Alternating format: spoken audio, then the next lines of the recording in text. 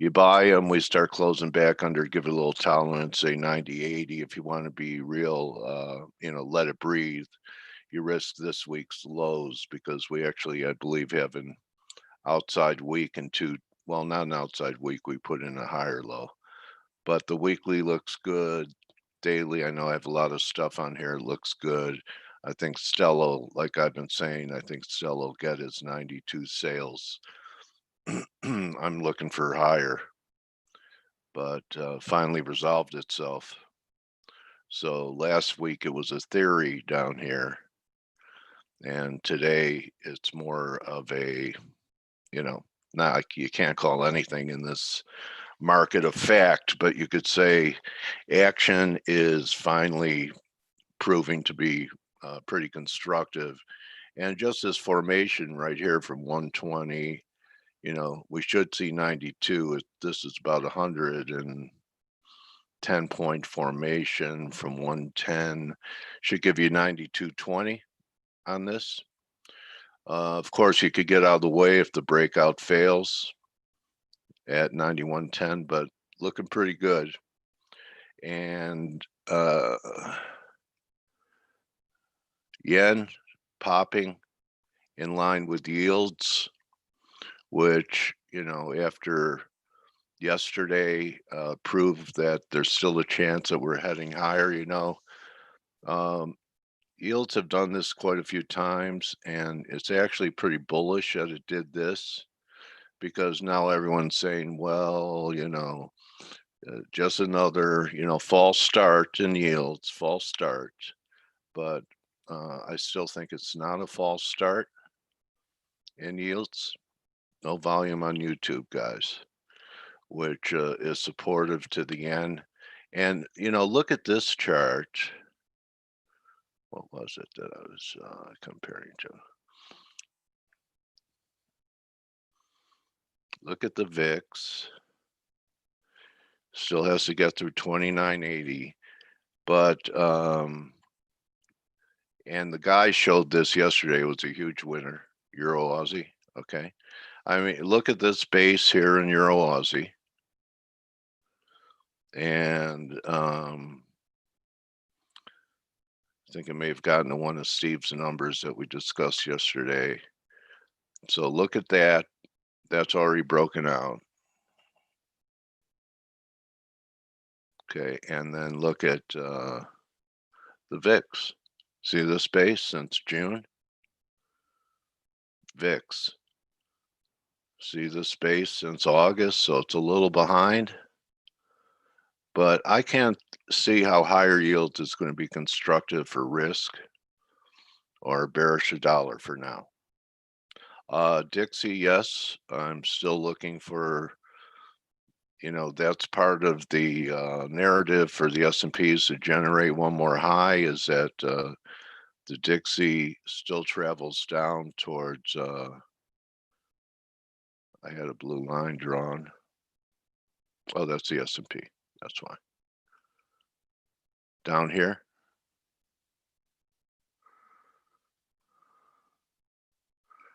Coming in around 92.5 now, which still won't be a new low, 92.40, so closer to the 78.6 level. I know some people have a 92.60 number for this.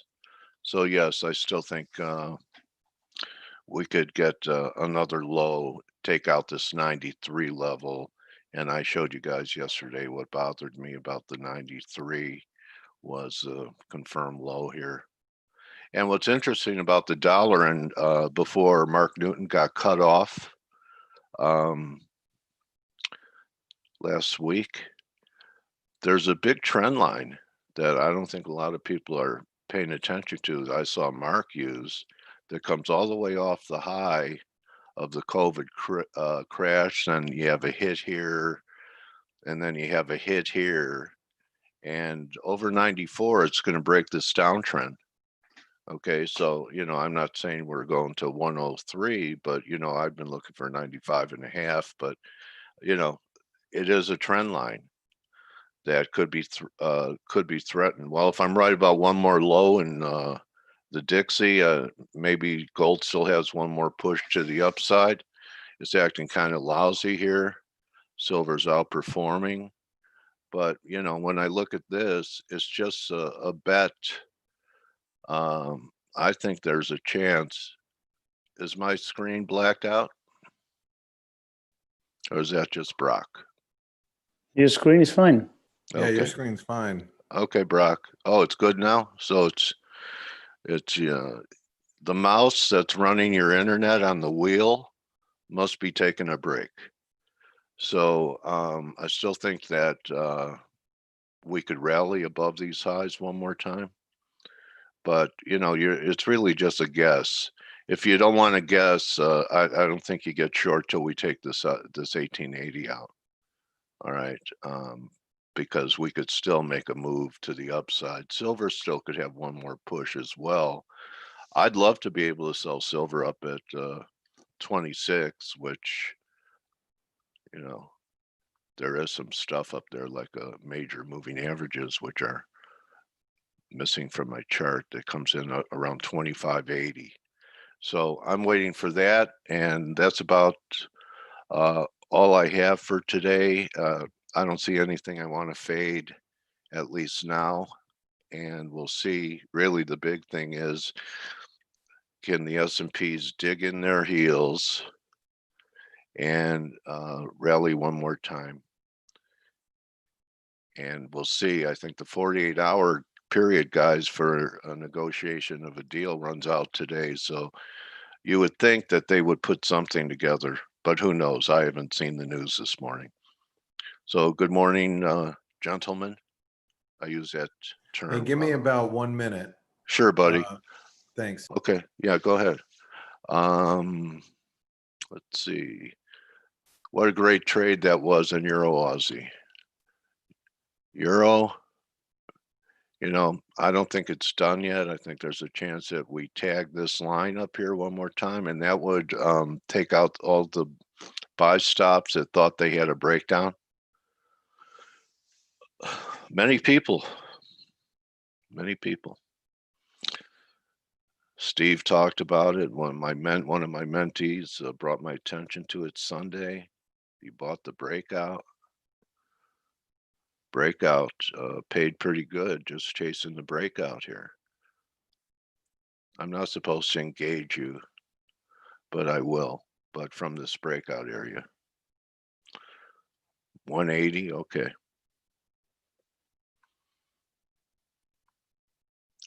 Nice move from the breakout, never looked back. All right. Yeah. Okay. Sorry about that, Good. Dale.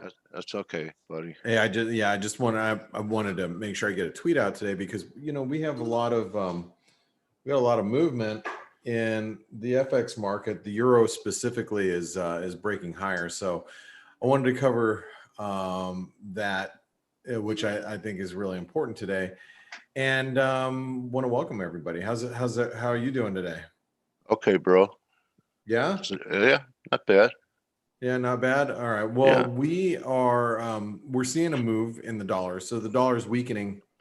And thanks for, you know, the compliments on the Euro Aussie. The Euro Aussie, this is a big breakout. I mean, we were, if you just go back, let me just take you really quick over to the blog. Let me get over here. Okay. So the Euro Aussie was the chart of the day yesterday, but whoa. Wait, hold on. Oh, wait. This is not correct. There it is. No, but this, I you know what? What happened to my euro dollar yesterday? Crap. I think there was an error and Steve fixed it, but yeah, but he didn't fix it. He got rid of my euro dollar analysis. oh.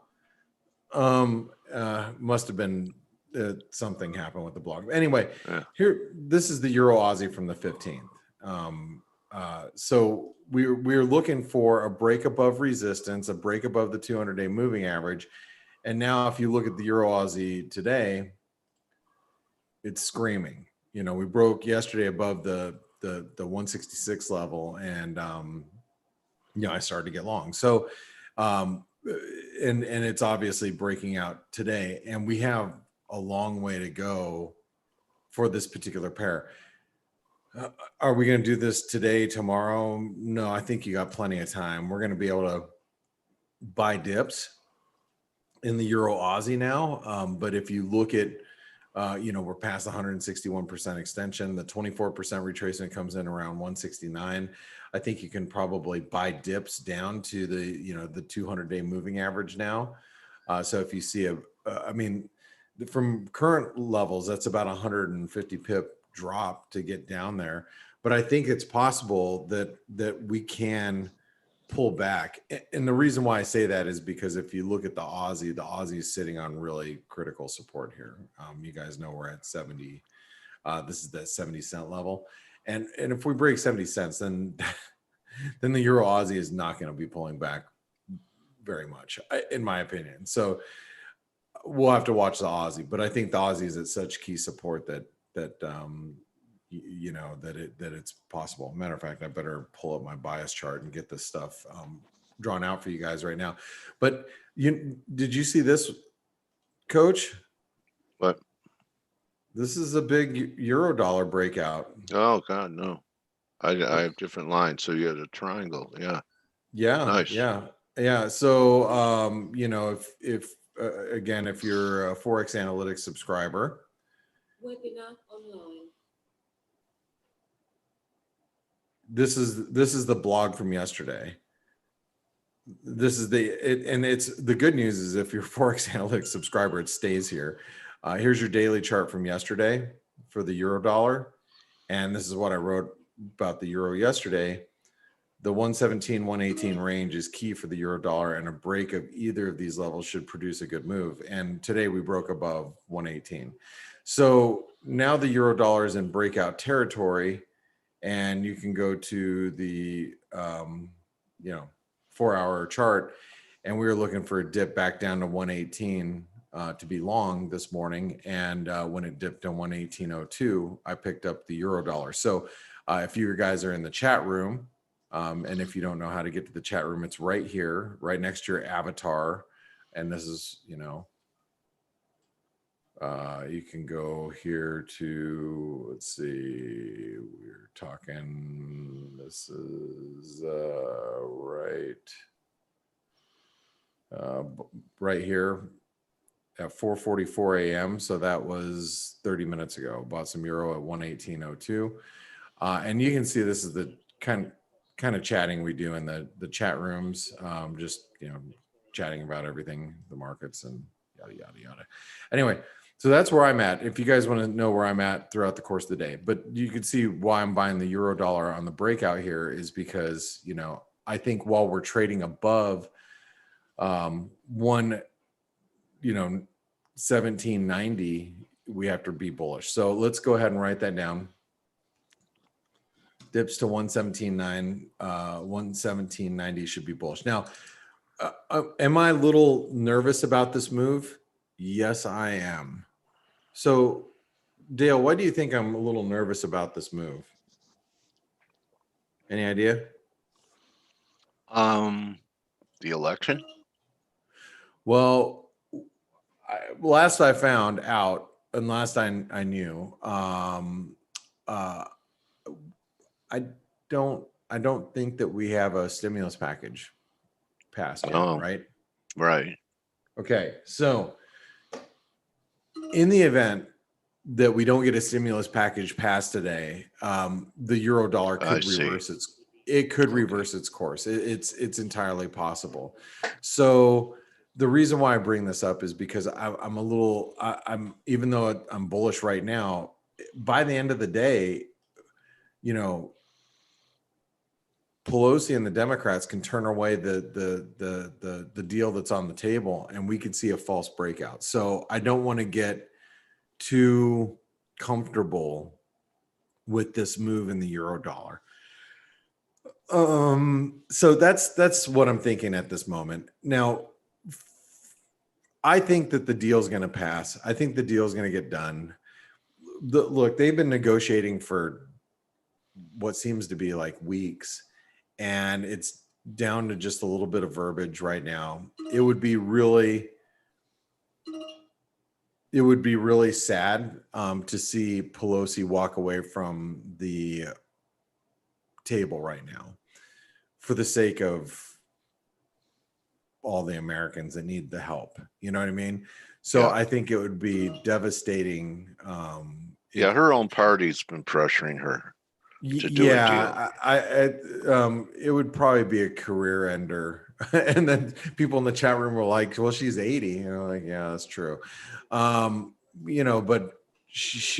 her career would be, finished. She would just get raked over the coals at this point if she walked away. My question is, even if we have a deal, and I know you're thinking about this, if it's going to be a buy the rumors, sell the fact, or whether or not it's going to have legs. It's hard to say. I mean, that's a lot of money. It's a lot of money, and especially if you factor in all this money that's getting put into the market, and then you're going to have infrastructure spending next year, no matter who wins. So you're leaning it'll have legs. It could, and that's and I've read reports from different banks. I think I was just reading one from UBS or Barclays or somebody that was like, yeah, the market's not fully invested yet. It was a piece I just read this morning, and I can't remember. I read so much bank research, so I don't know. Anyway, so some were saying that we're, we don't have, we're not completely, Discounting it. Well, I think market participants aren't fully invested right now. So is what they're trying to say. And so we'll see. I mean, we'll see. But I think buy the rumor, sell the fact is always a risk, especially in a situation like this. So you just got to be careful. But what I'm trying to say is I don't think we can write off the dollar just yet, because if we don't get a deal, then the dollar could reverse its course. So that's one thing that we have to think about. So I'm writing down the euro. Next resistance is going to be 118.32. Resistance after that is going to be 118.72. In case the euro starts to really take off. One of the other things that we should look at here is, because this is horizontal resistance. You see that? So that comes in at 118.72. I'm writing down all these numbers for you guys. Okay, let's go over to the cable. So the cable, we're still in this range, and you might say, well, the pound's not really, rallying with the euro. Yeah, it's and you should look at the euro sterling, because the euro sterling's above 91 pence now. So the euro sterling's breaking out. It's actually all the euro pairs are breaking out right now. So if you don't, look at the euro sterling. You guys knew that was going to happen, right? I mean, if you use Forex analytics, you knew that was happening, right? So, here we are really, trying to break out. So going back to the cable, we have support down here at 128.65. And you know what? If the euro keeps rallying and it wants to pull the pound up with it, then we're going to have resistance at 130.15. And this is range bound. Aussie.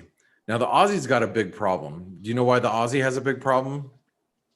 Not only are we right at support, Coach, but do you know why the Aussie has a bigger problem than this? We have bear flag and all this other stuff. Yeah, it's not technical. China? No, it's not technical. Look at copper. Oh, copper. Yeah, copper's near the highs. We're at all-time 52-week highs, right? Oh, yeah. Yeah. So copper's rallying. Aussie's at support. What happens if copper gives us a failed breakout? Aussie's going to poop the bed. So it looks like a third drive is setting up there, Blake. Nice look. Yeah, what would You got the this- high is in this July. No, Is this that's one. Yeah. That's 1, 2. This would be a third divergence. Yeah. Yeah, I mean, if it fails up here and it rolls over, then the Aussie's toast. I mean, so I have to write down today Aussie support at 70 cents. But man, by the way, this bear flag points to 69.85. So we'll just write down both. 70 cents is, oops, I need to go this way. Damn it. 6985 support. That would be the flag support. I'm going to put range because look, I should put bearish because it's obviously underperforming. From a price action standpoint, you got to look at the Aussie and go, man, I really don't want to be long, but I have to write down range because we have held the 70-cent level for quite some time. So just, I hate to give it a bearish designation and not have you guys realize that we have really sat at the 70-cent level a lot. And Blake, even if we went all the way down to your blue box area you have underneath the market, that would not disturb the bull market. That might be a great long-term buying opportunity. It'd be a big inverted head and shoulder pattern is probably Yeah. what it would be. Yeah. I mean, and that'd so, yeah. Anyway. no, I agree with you. But here, I guess here's the thing that I want to say about the Aussie is, we've been down here. This is probably a risk reward. It's probably a place you want to be long. I'm not comfortable doing that right now, especially with the Euro Aussie breaking out. I'm just saying if I was looking at this Aussie with just kind of took everything out of the equation. I was just looking at the charts. I'd be like, well, how many times have we been down here and respected it? I mean, you could theoretically buy the Aussie here, put in a 50 pip stop and, close your eyes and hold your breath. Again, that's not the way I do things. I'm just saying that there is a lot of support here, I guess is the point I'm trying to make. Resistance today, we'd have to get above, and let me move this over here. We'd have to get above 70.55 to take the pressure off. And if you guys are new to the webinar today, we do the bias chart for you every day. So this is something that's common practice here. All right, so the Kiwi, big head and shoulder pattern, broke this trend line. We're back at the 78% retracement, which will be 65.47. Below that will be 65.05, or basically 65 cents. Be back in a minute, Blake. Yeah, sure thing. 65.45. Is that what it was? I'm just writing it down now. 47. It's all right. Close enough. Close enough for government work. Resistance. I mean, I don't think we're going back up to 66.45 today, but we could, especially if we pass a stimulus deal. I mean, I guess it is possible. 66.45. I'll write it down. We are range bound. The dollar Canadian's been holding up really well. Despite this, I mean, look at the dollar Canadian. I mean, what a hell of a bounce. Go look at the Euro Canadian. Again, we want to talk about Euro pairs.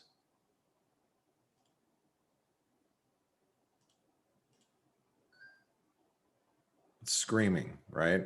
So dollar Canadian, we're range bound as well. We held this one. Somebody correct me, but I don't think you're going to need to. I think yesterday we wrote down 131.50 as being support for the dollar Canadian, either 131.50 or 131.60, right? So if you look at your bias chart from yesterday, oh, here, I'll just pull it up.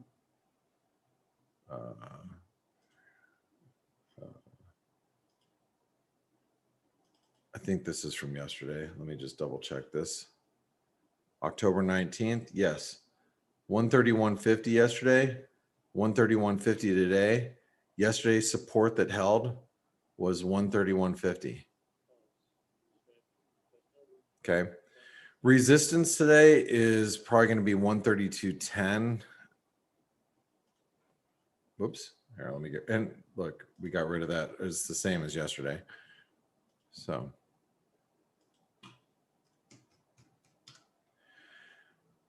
Dollar peso. Okay, so the dollar Mexican peso, another pair that's holding up pretty well.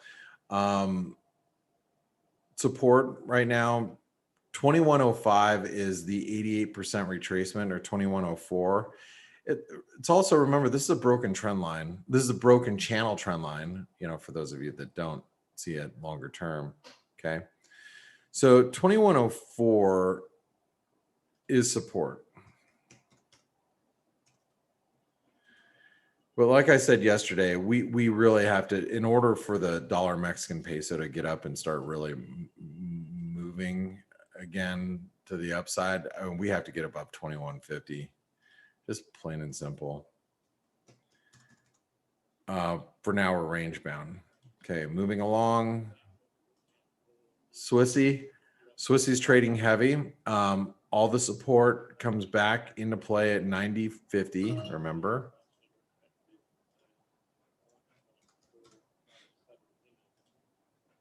Resistance, probably any move now back up to 91.25 is going to give us some issues.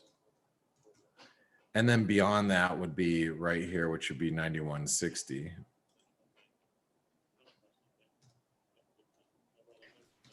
Blake, we have housing data in just under a minute. You know what? Screw housing data. Yeah, okay, fine. Thanks, Stelios. All right. Morning. Thank you. Morning. Let's go ahead and pull up Data Flash. So you guys have it here. Actually, let me move it out of the way really quick just to pull up. We'll pull up the dollar yen, because the dollar yen is still range bound, but we're up towards the upper end of our range. And look at how we're coming right into this trend line now. Ooh. How much time do we have? 15 seconds. Damn it, man. All right. Here's the dollar yen. By the way, the euro yen's breaking out if you guys didn't see it. Okay. Okay, here we go. Housing data. Let's see how the dollar yen responds to it. I'm going to grab a drink of my coffee. Very, very close to estimates. So Yeah. yeah, let's forget about that. You know, I actually have, I was talking to my lender yesterday, or I'm sorry, title company. For those of you guys that don't know, I was in my home forever a couple years ago. Well, dollar yen's still moving a little higher, and I moved to get closer to our kids' school,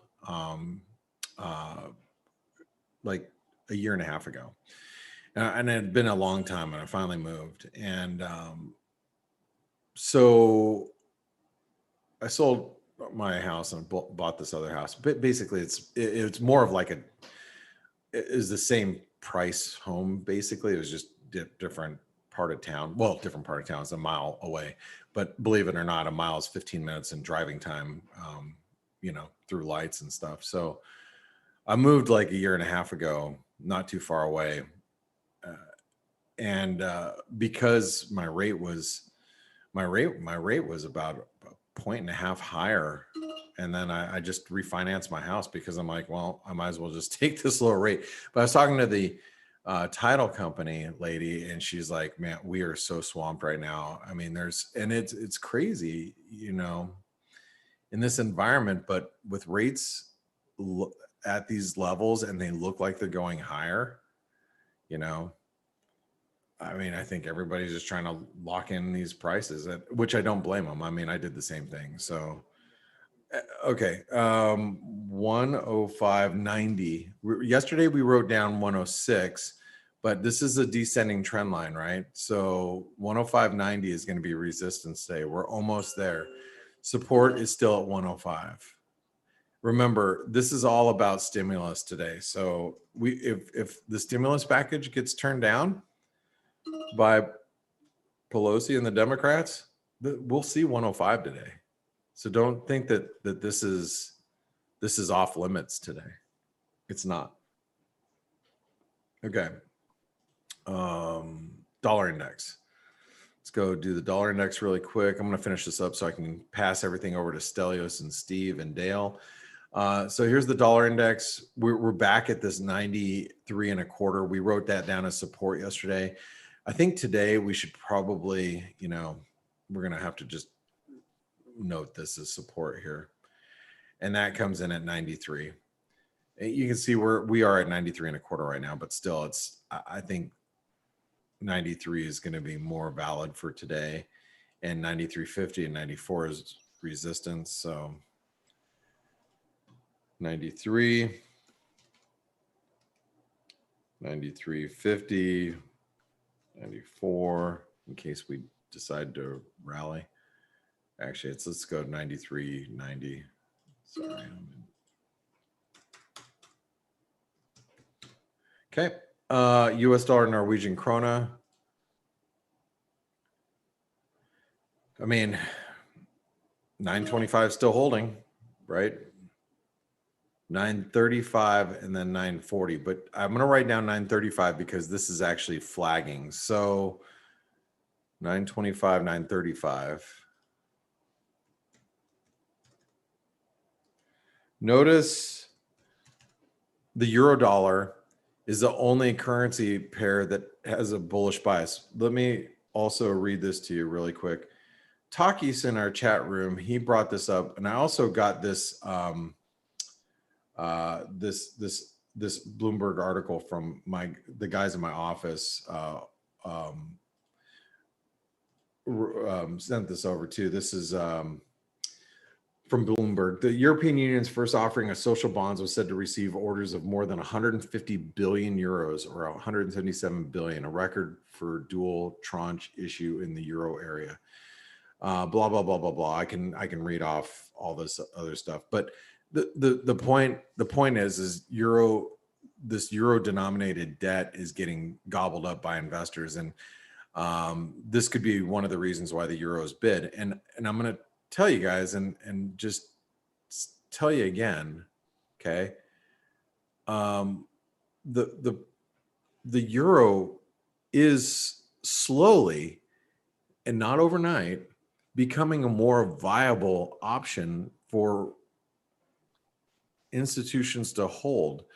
The more euro continuity we see and the more fiscal, agreements we get with the European Union, and the bigger the bond market becomes and the more debt that's issued, the Deeper. more the euro becomes more of a viable option as a safe haven currency versus the dollar.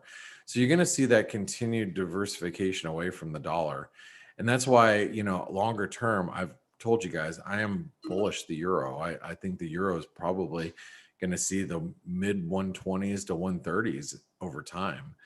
Is the euro going back to 150 anytime in the near future? I don't think so. Or 140, I don't know, but I think the euro is going to, I think the euro is going to be back at these levels, by the way, the euro, I think, is at new highs of the session right now, not because of me. It's just, you can see it came across Reuters, Blake Morrow talking about the deepness of euro that's bonds.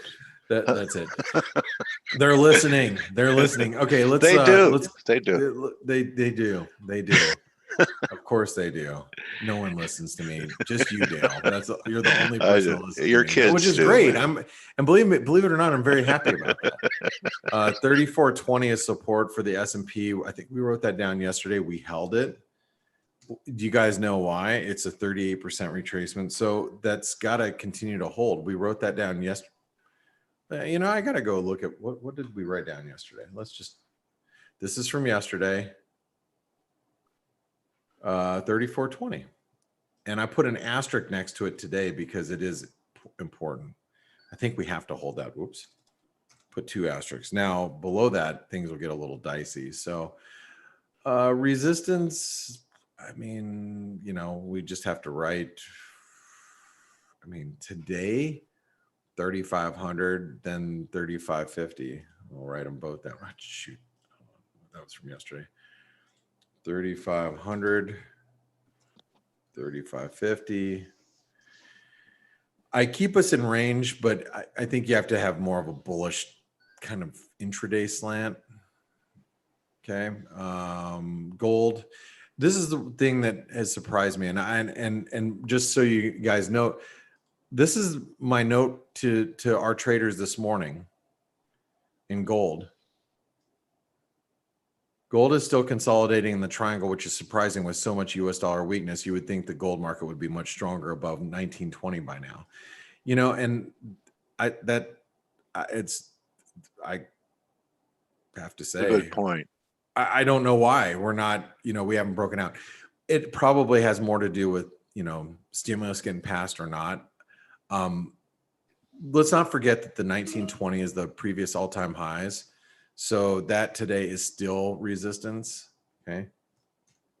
I mean, this is a triangle that's ready to break out. If stimulus gets shot down, you know, we'll probably do this. Break down and then eventually bounce at some point. But triangles, this thing's ready to go. I don't know if it's going to be today, but it's ready to go. Okay, so here's your bias chart. I'm gonna leave it at that. For those of you that want to join me every day, because that's where I'm at all day, every day in the chat rooms, try out Forex Analytics. It's only $1 for 10 days, so try it out. Download the mobile app while you're at it. And if you want to try to get Forex Analytics for free, there's this banner here. It's Pepperstone Securities. If you open an account with them, if you're outside of the U.S. or Canada, you can quite possibly get Forex Analytics for free for a period of time. And by the way, Steve, are you here? Blake, they have to do it from another page though, and they have to follow that link. Oh, well, doesn't this... Because people that don't have an account don't have access to that banner. Oh, got it. Yeah, so you got to go down here. That's correct. Sorry. Yeah, so you need to go to Forex Analytics homepage and Forex Analytics sponsored. Sponsored, yeah. Yes. And then you click on this link where it says open account. Yes. Yeah. And if you want to watch, this I just put the link on the chat, by the way. Huh? Okay. I just put the link on the chat. Yeah. Thank you. Yeah, if you want to watch like Chris Weston, he's the head of research there at Pepperstone. He's awesome. I love Chris. He was at our Trader Summit the last month, and he's a wealth of information. So and he treats the customer service they give their Pepperstone clients is the one-on-one is pretty awesome. You get you have like a guy that you personally a guy or gal, so an account representative that you specifically talk to. It's pretty cool setup they got over there. And I like that. And that's why we partnered up with them.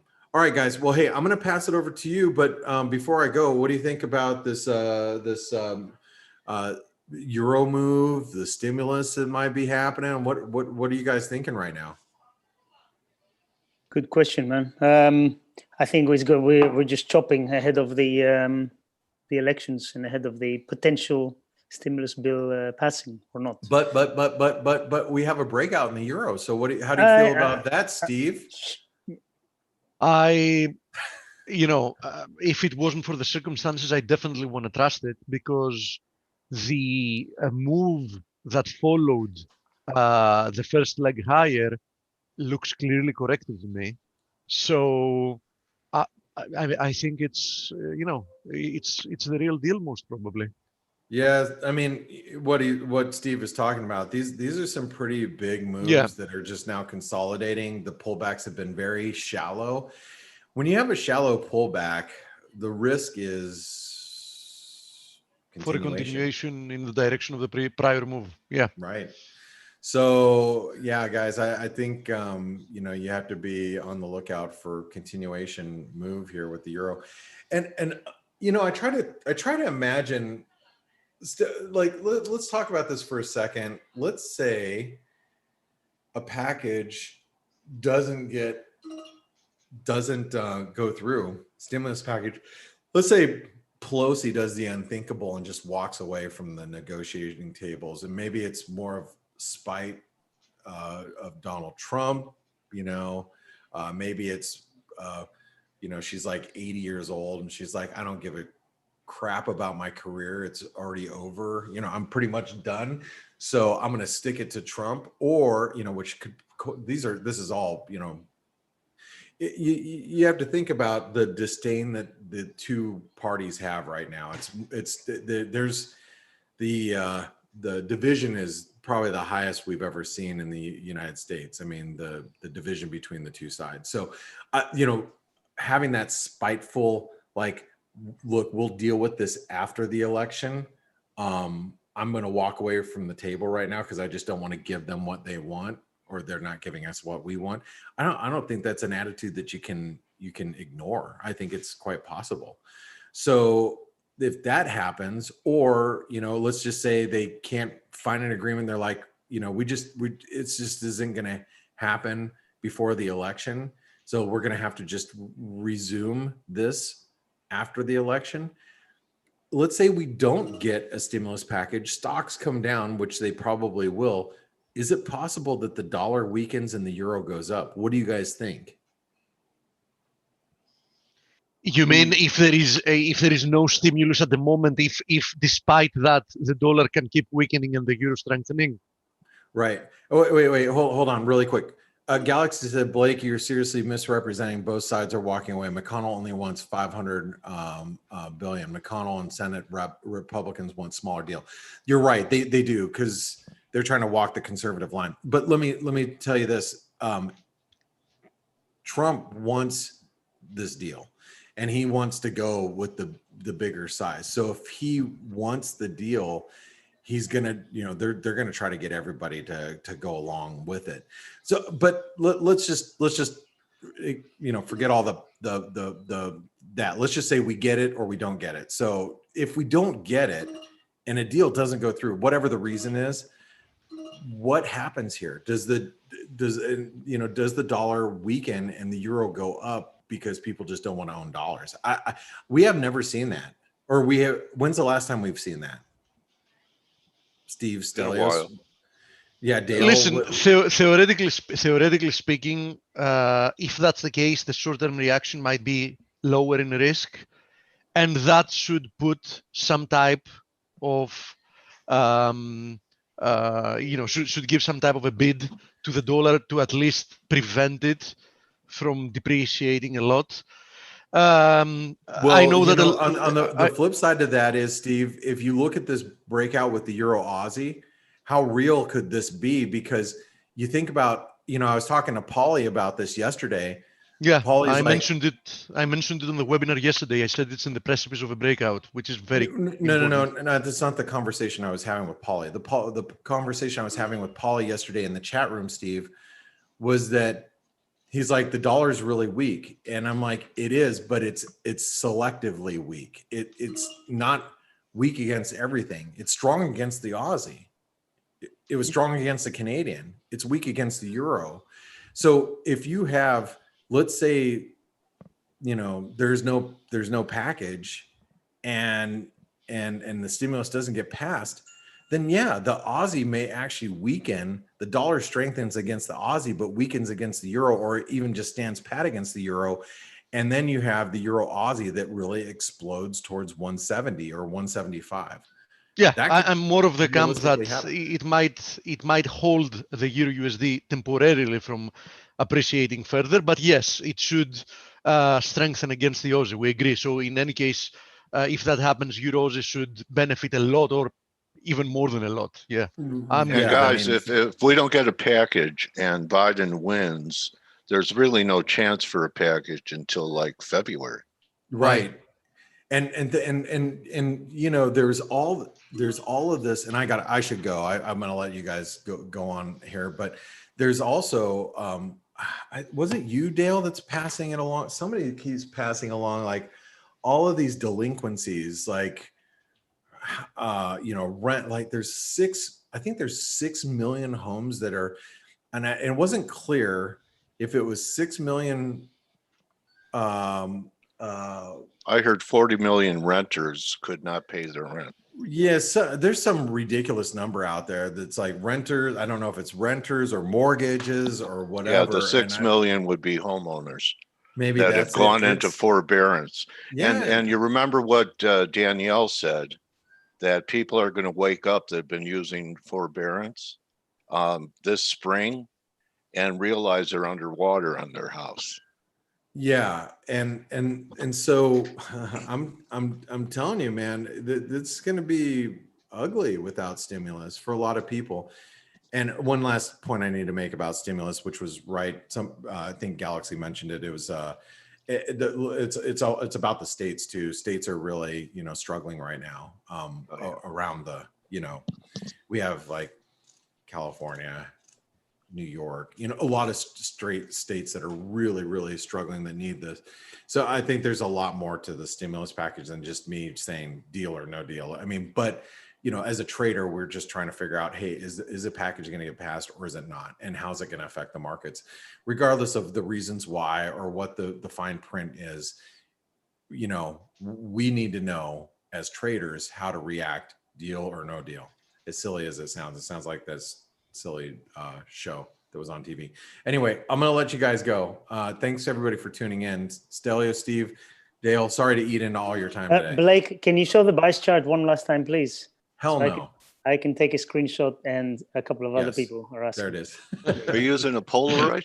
You're All right, You right. see, guys. you used those before, didn't you? Those Polaroid. I know Volky course. did. Of Hey guys, course. thanks everybody. Thank you, Blake. I'll catch you guys later. All right, bye. All right. Bye-bye, mate. I know you guys, if there's no stimulus package, you guys could always post Selma in chat.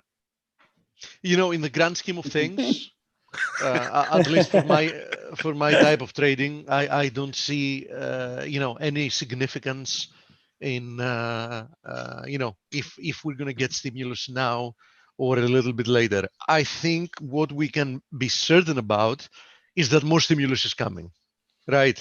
And Yeah. it's going to be big. That's true.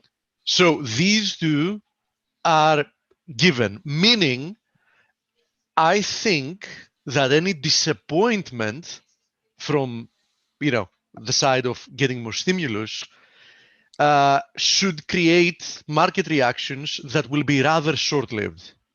That's my point of view. I agree. Because the markets will initially have a knee-jerk reaction, a negative knee-jerk reaction, but soon enough people will start realizing that, okay, what's the worst case scenario? Worst case scenario, we get even more stimulus. Worst case scenario by February, right? That's the absolute worst case scenario. And the closer we get to that, and of course it might happen that it comes earlier, the more the markets are going to be rushing to price in that as a fact. So and if history has taught us anything over the past 12 years, when things get tough, central banks come in and absolutely. They do the two things they know how to do: zero rates or negative and QE. And even though it's debatable whether they actually work as they intend to be, as their effect is intended, this is what they know how to do, and that's what they're going to do again, and more and more and more. So yeah, in any case, they can't do anything else. Yeah. Even if they wanted to. I mean that if you have a hammer, you can just everything hit looks things. like a nail to you. Yeah, yes. and you can only hit things. I mean, if that's what you have, that's what you can do. Yeah. Okay, so quite a few things we have to talk about. Stelio, anything? I have nothing new to say. It's the same from yesterday. We're just still waiting all these two issues. Will they? Won't they? Agree? Both sides. Yeah, it's boring. It's honestly. it's frustrating for everybody, I'm sure. And like you said, I think the knee-jerk reaction is going to be, if there is a disappointment, it's going to be short-lived. But we just have to wait. And Indeed, we do. I'm not touching the markets at the moment. I have several things to talk about, so I'll have to be, photographical, as they say, very brief about everything. So DXY still below 94, still below the broken channel. That obviously keeps us with a bearish bias on the dollar. As Blake showed, I don't consider the Euro USD to have broken out, by the way, but I do see it as it's attempting to break out. For my standards, me, I want to see a daily close above let's say 118.20, 118.30, then I will consider this a breakout. But in any case, I clearly see that this correction was this latest move that lasted significantly was corrective. Now, Aussie USD breaking down from this flag, pointing lower. Kiwi testing this channel trend line support, about to break down. Aussie yen, exactly the same thing as Kiwi. As you see, the formation looks, like a fractal of what we saw in the Kiwi, testing support as well. Kiwi yen, more or less the same deal, meaning that 3 out of 4 are in the precipice of breaking down while Aussie is leading the way, question mark. Now, interestingly enough, and I know that Blake very briefly showed it, copper seems to be unfazed. We know that there was traditionally always like a positive correlation between like the Aussie and copper, which couldn't care less in this case. It has actually broken above this flag like almost a couple of weeks ago. And I think it's on its way towards 330, and an eventual break above 330 is going to be a very, very bullish development. Gold and silver more or less doing nothing, but especially about gold, it still looks like it's testing resistance for this pennant. That tells me that it's very, very likely that we're not going to see another low. Natural gas, as expected, is making another attempt to attack 290, and cap and handle formation very likely above 290. I think that we're going to trigger a lot of stop losses. A lot of new positions will be taken above that. At the same time, we should be breaking through this trend line resistance in the RSI as well. So I do think there is a very big chance that we're going to see a massive move higher in natural gas if bears don't manage to support to defend this resistance area. So that's another thing to consider. With everything that's happening, crude manages to maintain this Zen status. It seems to be reacting to basically nothing. So I'm still waiting to see what are the two scenarios we have here. Is this like a channel and we have one more leg lower before higher, or is this a symmetrical triangle and we're about to break higher and post new yearly highs? So we're soon going to find out what's the case with that. Now, from what I understand, Blake already mentioned Euro-Aussie. If you remember, it was one of the pairs I wanted to talk about yesterday. It looked like it wanted to break higher. If you remember, I specifically said that my target is 170.50. If that happens. I remember all of your trades. I know you do. For the last 20 years, I know everything. And Dale, as you see, we might actually get to 170.50 even within a couple of days from the breakout. So, I've warned many times about these type of pairs, these crosses. They tend to be really volatile once they start moving. And that's a good thing, actually. Euro-Kiwi, thank you. Euro-Kiwi also seems to be breaking higher. Next upside resistance in this case is 182.25. So, that's on the move as well. But between the two of them, I made it very clear that I preferred Euro-Aussie. It was a much, much more solid formation, and I think it's working out quite nicely. Now, having to do with the equivalent pound pairs, pound broke through several days ago through the symmetrical triangle, which tells us that at least there is at least one more leg higher. Keep in mind, 184 is important resistance area, which we're testing as we speak. Above 184, I think we're going to see more strength. I think we're going to attack 187 sooner than people believe. And here is pound Kiwi that once again found support in this long-term channel. If you remember, I kept saying about it, this is one hell of the formation. I eventually want to see it break lower, but as I said when we were talking about it, that doesn't mean that we can't see another rebound within the context of the channel.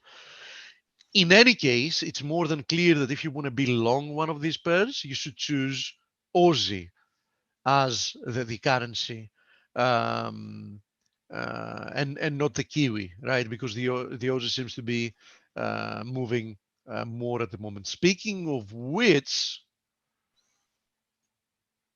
Aussie Kiwi remains in, this move lower. We also have this bigger channel, which we seem to have had like a little false breakout from there. So perhaps, that's an even bigger warning in this case. Dale, Yes. see if you can throw me, because I came in quite late today. See if you can throw me a few questions. Sure. Ziggy just said that the Justice Department filed. Someone wants to see Kiwi dollar. You did natural gas. A lot of it was discussion of EG at the top of a channel. Sanse EG, saying, yeah, sure. We can have a look at EG. yeah, you liked it down there right There before it the is. turn. Actually, it's breaking out. Yeah, sure Actually, is. it's breaking out. So another I one told that's you breaking out Estelle here. would get his 92 level. It looks like it. I mean, just compare this move higher. Yeah. It took, what was it, like 6-7 days, and then it that took, was my main reason for liking it. yeah, and then it took like, what is it, like 3-4 times that to retrace a little bit more than half of it. So yeah, so I think it's a very good probability that we're at least going to retest this high, if not post a higher high. Yeah. So keep that in mind. I do think that it looks quite nice for more upside if we close above this flag on a daily closing basis today, which looks like a decently high probability from what I see at the moment. I think that's it. I think that's it. Who do we have? Pretty Who much. do we have today? David Keller. David Keller. Okay, what is he going to talk to us about? It's a CMT and he's on stock charts. So he's a technician. So he'll be talking about different shares and in ETFs, etc. Okay, interesting. Excellent Nice. technician. CMT. Are you a CMT yet? Halfway there, but unfortunately the burden So of you're work. a CN? Because N is half of an N. Yeah, I gave an exam like what was 1.5 years ago in the first cycle. I aced that, but then unfortunately I had no time at all to study for the second one. At some point, yeah.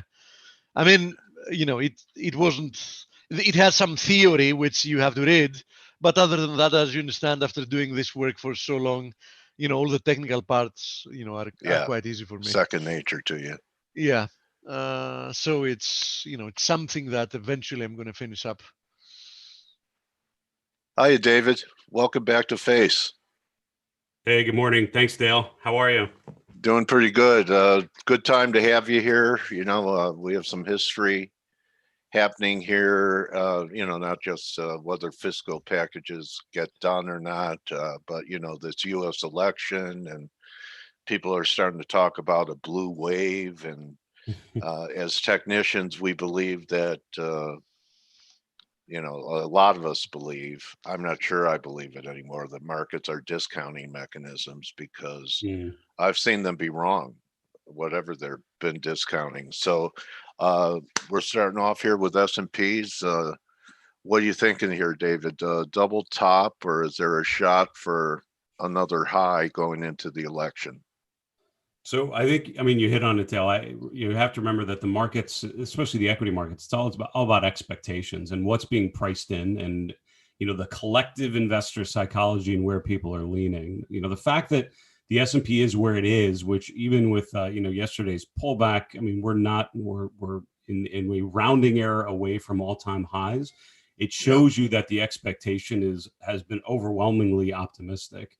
in terms, and again, with any of the potential headwinds that we could lay out, a contested election, a president who would be less, pro business, and higher taxes and whatever that might include. I mean, none of that seems to be phasing the markets right here. Which, so again, as technicians, the goal is to evaluate the price itself and see what we can infer. You mentioned the dreaded D word, double top, and I don't disagree. I actually think it's not just the chart of the S&P that makes me think we have limited upside. It's an analysis of a lot of individual stocks. So the S&P looks a lot like the chart of Apple, which is kind of in a similar, very similar sort of pattern. Had a big blowout high in September. We didn't even have a little weaker, top. and didn't get as near to the previous high. And the other thing about Apple, you were talking just a moment about the CMT. Like, if you know your candle patterns, there's engulfing patterns, dark cloud cover. There are all these bearish candle patterns when Apple has tried to rally in a meaningful way. And so it shows you that there's clearly resistance to a lot of further upside there. And then, again, you have charts like Netflix come to mind, which are, arguably like a triple top. I mean, as clear of a resistance level as I think you'll find right now, where, we hit a certain level in July and just there is absolutely no power pushing this, or buyers pushing this beyond 560, 570. Google has been one of the weakest issues. I'm following Fang and MAGA right now since check that out. And, it's the only one that if you go through those that got all the way down to their 200-day moving average before this recent bounce. And undercut the low from back here, which is kind of unusual too. So Alphabet out of all of them, arguably the weakest. I don't think you're wrong, Dale.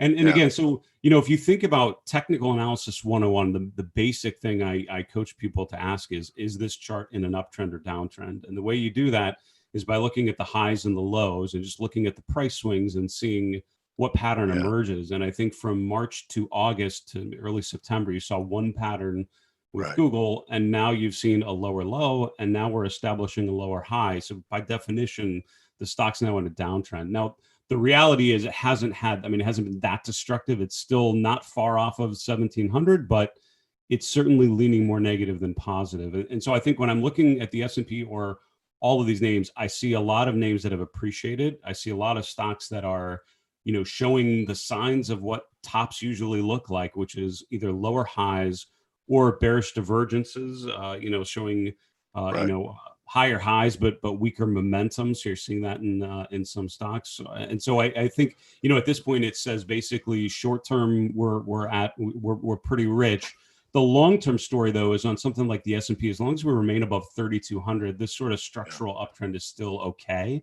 So I think what my base case is, and if you look at the seasonal tendencies going into, in an election year going through the last 3 months of the year, we had a panel on Stock Charts TV yesterday on the presidential cycle, and Jeff Hirsch had some great charts showing this, which was basically October tends to be pretty weak regardless, and then November and December, regardless of who wins, if it's a new president or a re-election and a sitting president, November, December, just the seasonal tendencies of strength tend to overwhelm any sort of negative implications of a new president or an old president, and so November, December tend to be pretty strong.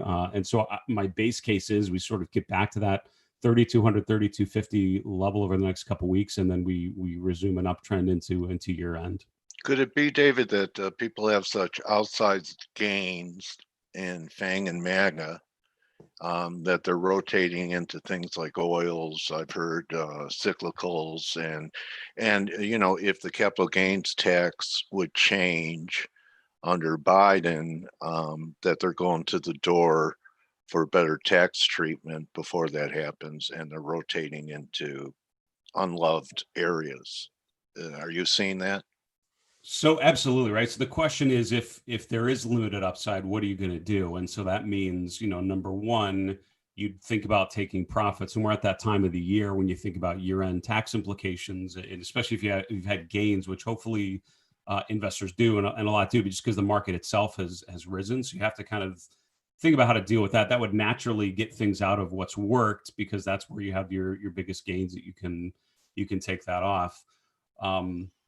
But it also, I think it also, you have to remember that the implications of some sort of tax change probably aren't going to be felt for a little while. So the big divergence between, if you think about a Trump presidency going forward or a Biden presidency, the big difference doesn't happen in 2020. The big difference would happen in 2021. And if you look back at, a second term reelected, incumbent president, market tends to do pretty well year one after the election. If it's a new president coming in for their first term, regardless of party, the market usually tends to be weaker. And especially with the policies that we're hearing, it would most likely be a weaker, year one for sure. That first 12 months usually is pretty relatively weak. So I think any sort of now it's more cosmetic. It's more, I think the year-end seasonal patterns, the tax implications, small cap, large cap, all of that, I think will tend to happen, related to the normal seasonal trends. I think next year is when you'll feel the dispersion between who's president and what that might mean, because that's when you start to really digest big changes and what that might mean for people. And I think that's when investors would start to get a little more negative, with a Biden presidency potentially.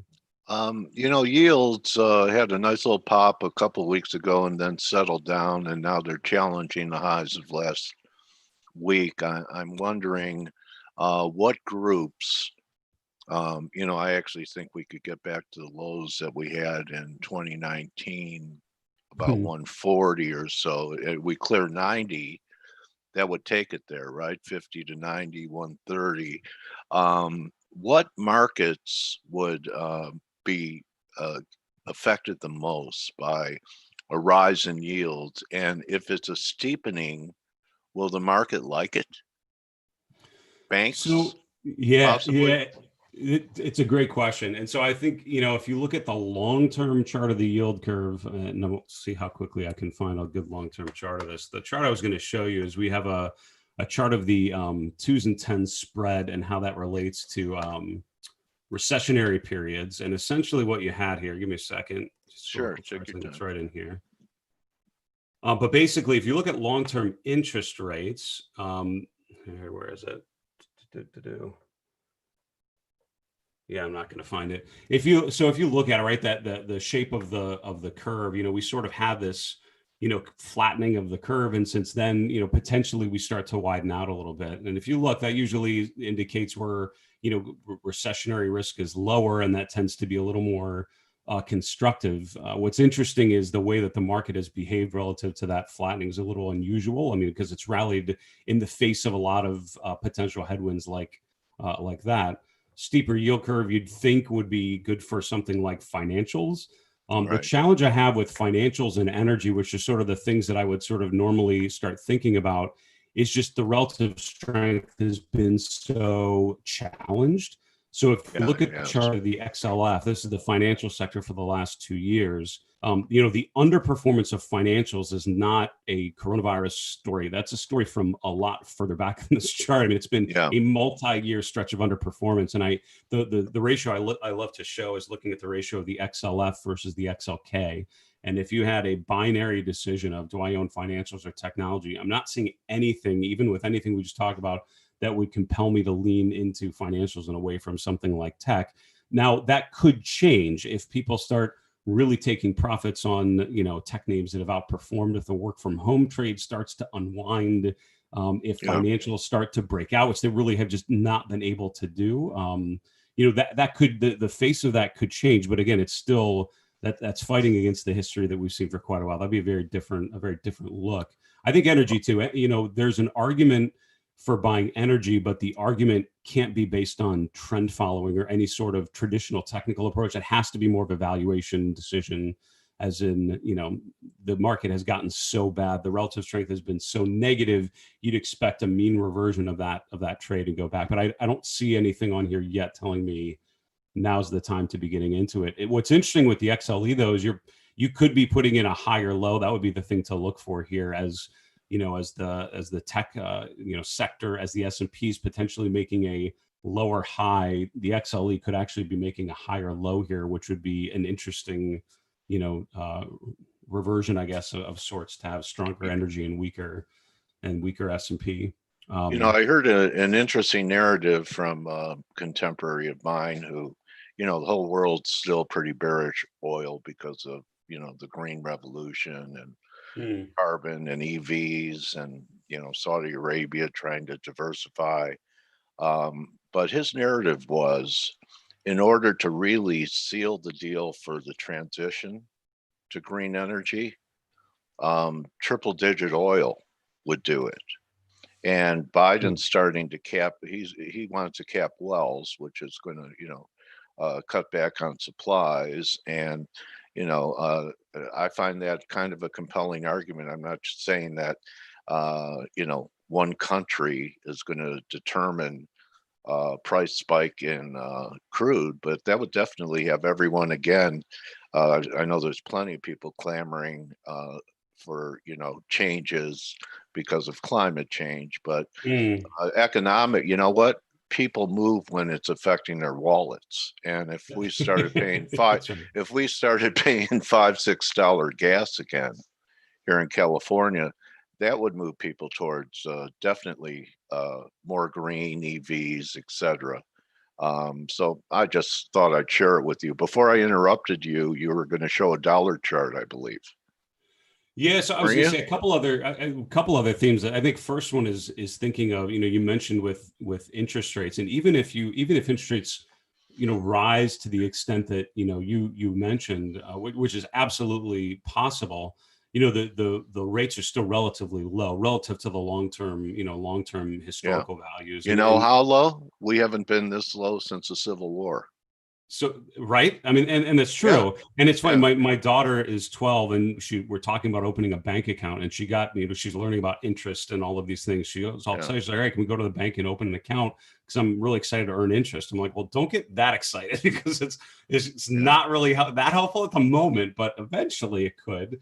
But so the reality is, even with rising rates, I think there's still a lot of opportunities where there's a lot more income possibility. And so this is where I think utilities, REITs, which, in general have been pretty beaten down. If you look at the XLU since the March low, it's really underperformed pretty consistently. But if you look since the September market peak, you see how the relative strength trend has totally changed. And that's one of those where, people get trapped into a market call and they forget to just look at what's working. So, stocks retesting all-time highs, you certainly shouldn't be working. It should be offense, consumer, tech, and all that. And again, those aren't bad, but utilities are starting to outperform. It's breaking out of a base, which is more than I can say for most sectors and most stocks out there.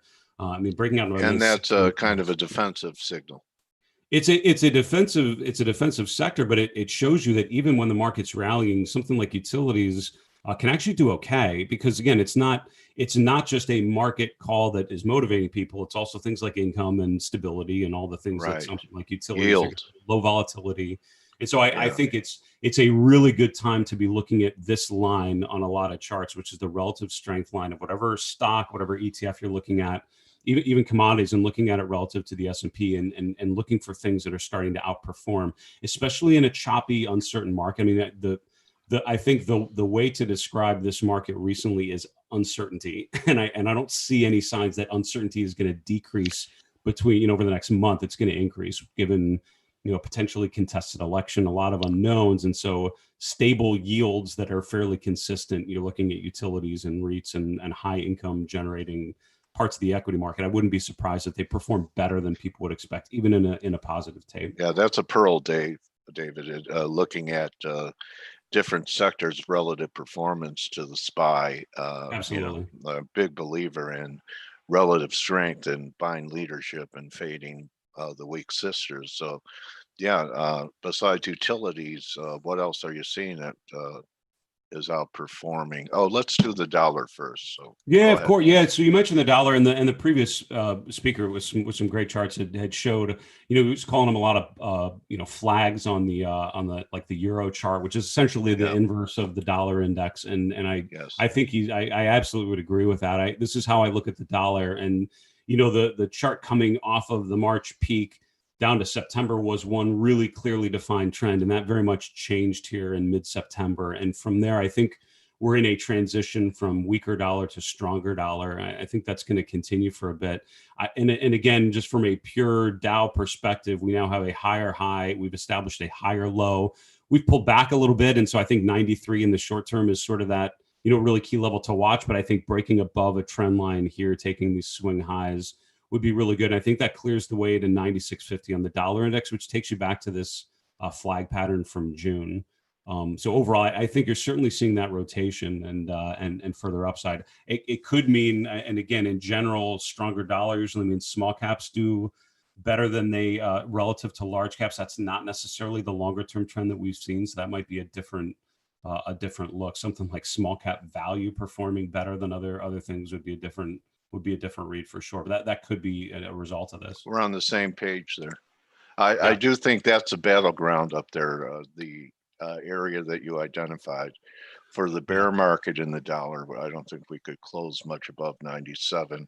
Otherwise, no, and there you have the 200-day. You have this, and again, the market has memory in this area, which was really that the midpoint of this downtrend. I think there's a lot right about there, which I think is there a possibility the dollar could get even stronger? Of course, but I think it's much less likely than a move up to here. And again, that's a pretty big move from a change of trend for sure.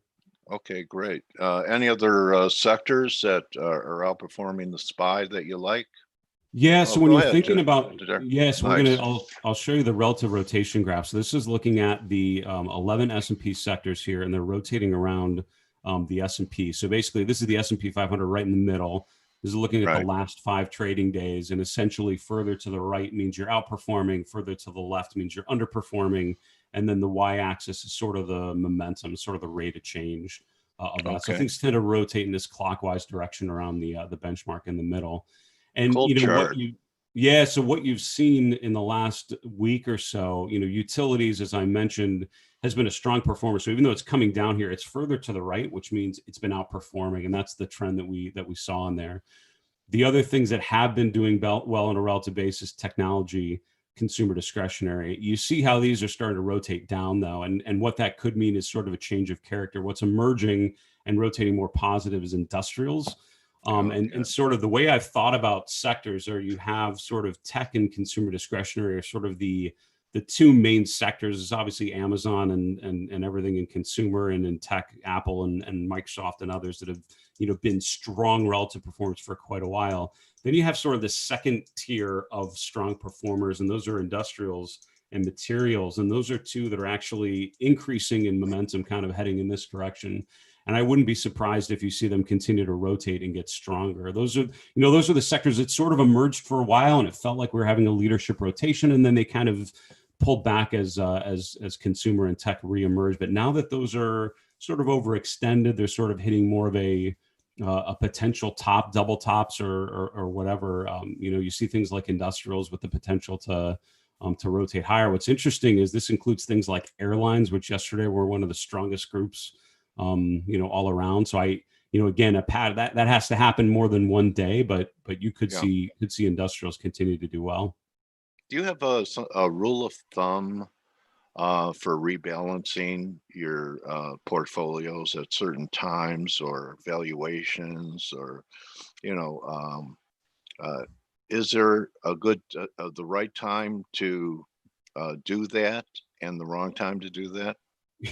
The wrong time to do it is never. The wrong answer is not to have a good strategy for it. Do I have a strategy? I do. And I would say that, the most important thing is to have, I would argue, and again, I don't know anyone's individual situation, but broadly speaking, and to generalize, I think having a consistent time where you review, weightings and see when you need to rebalance is important. So for me, once a month is the time that I'm looking at things, and as a long-term investor, that's about right. But I would also argue, I think a lot of people get trapped into rebalancing as opposed to the benefits of trend following, right? So if something like industrials is working, if utilities are working, I want to be able to lean into those as much as I can. And things that aren't working, I want to lean away from those. And I think sometimes when people get trapped into more of a structure that prevents them from following the trends, I think that's where it can be a little bit counterproductive. So so for me, I have a trend following model. I'm looking at sectors and ETFs across styles and broad market ETFs, global ETFs, putting them in a big pile and just seeing overall what are the strongest trends, what are the weakest trends, and have ways to lean into the strongest trends and lean away from the weaker trends. And that overall has been a good strategy for me. Okay. Anything else you wanted to share today, David? No, I would say Wrap it the with- for me, I think the big question mark is, as we're at our, our testing new highs, what are the characteristics of the market? We talked about, potential lower highs. We talked about, the concerns of bearish divergences that you see on some charts that have been making new highs. I would say the only thing we didn't talk about was maybe more of the breadth characteristics. Okay. So when you think about market breadth, that's really a measure of participation. So it tells you, Right. If the S&P is doing X, what are the breadth characteristics? What are the individual companies doing? And if you look at what happened here, this is the cumulative advanced decline lines for a number of different slices of the market. So this is common stocks only on the New York Stock Exchange. This is the S&P 500, number 2. Number 3 is the mid cap index, and then the small cap index at the bottom. And I put the horizontal lines on here so you can see that 2 of these broke to new highs in early October as the S&P was sort of reapproaching S&P 3600. And it was the S&P advanced decline line, which broke out, and it was the mid cap index, which broke out.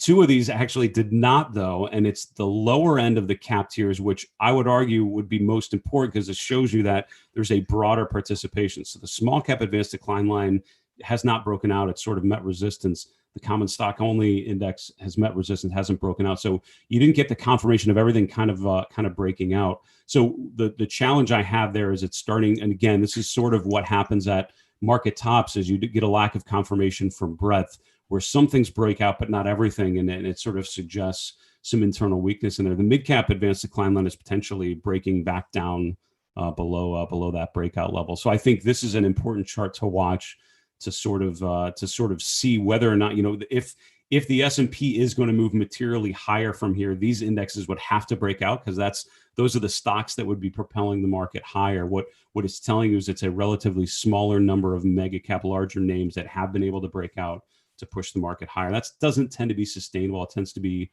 more characteristic of the latter stages of an uptrend and not the earlier stages. Appreciate it. The last thing I would say is with sentiment, there's some extremes in particular. Just one final thought, if I can. Yeah. Put call ratio is a really important one to look at. This is the equity put call ratio. It's at extreme lows, and it's similar to what we saw in June and September. That's sort of VIX looks final okay to me. piece If we of get puzzle. through 2980, I wouldn't be short volatility right now. That's absolutely right. Yeah, you could learn a big lesson. David, you want to show your website, because people that have listened to you for the last 25 minutes or so now know that if they want to know more about what's happening internally in the markets, that you're a great resource. And Yeah, of course. I learned gleaned some pearls from you today, and if people see the video later, how they can get a hold of you and follow you. I know it's D Keller CMT on Twitter. What about That's your right. website? Yeah, absolutely. So, stockcharts.com are the charts that we've been using for the presentation here. And again, this is the homepage. It's a really good starting point. And especially if you dabble at all in equities or ETFs, we have a lot of really good ways to rank those. So we have a proprietary ranking system called the Stock Charts Technical Rating, where we score stocks based on a simple trend following model. But it's amazing how well it'll point you into the charts that are working and point you away from the charts that aren't working. And I would argue for individual investors, more often than not, that's the game, is identifying the trends and following the trends. And hopefully we give you some ways to do that. The other thing I would say is for my own work, when I'm talking about how to approach the market from a mental perspective and sort of the mental challenge of what you're doing, go to my website's marketmisbehavior.com. I have a free course called the Behavioral Investing course, which is called the 5 Modes of Mindful Investors. And over a 5-week period, I'll walk you through a set of steps to think about how you think as an investor, how you're making decisions, what information you're consuming, and maybe worth taking a step back as we near year end and thinking about how you approach your investment decisions. It's all in our heads, David. That's right. It's very true. It's Very true. you know, that's we produce our own movies in our head. So you know, some of them are horror films, some of them are happily ever after, but we're the producer, aren't we? So you know, That's right. David, you know, thank you very much, my trading warrior brother, for coming in and sharing some real important points and you know, around a potential inflection point in the market. I appreciate you, David. Thanks again for edifying the FACE community. Absolutely, Dale. Be well. Stay safe. Talk to you soon. All right. Okay, that's a wrap, everyone, for Turnaround Tuesday. Good hunting the rest of the day. We'll see everyone tomorrow. And remember, don't just count your relative strength sectors, count your blessings, and we'll talk to you tomorrow. Adios.